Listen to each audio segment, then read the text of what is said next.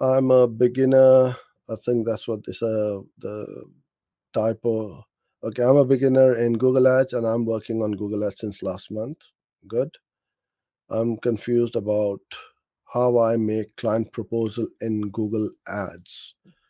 So what you are saying to me is, how do you send proposals? So you need to first of all um, get the leads so that the client is interested in your service, and then obviously we send out our proposals as well.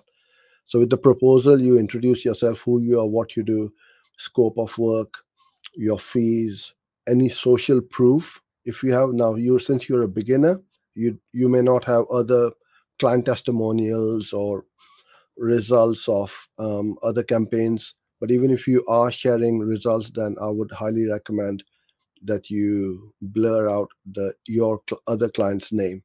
Never ever disclose the actual name that, oh, this client is running these ads, spending so much money, and so on.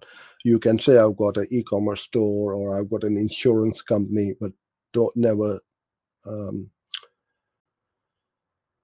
disclose the name and the fees.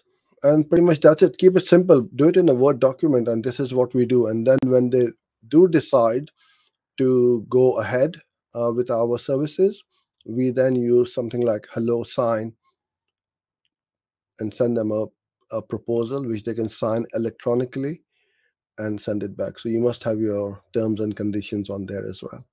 But yeah, well done for getting started, and keep it going.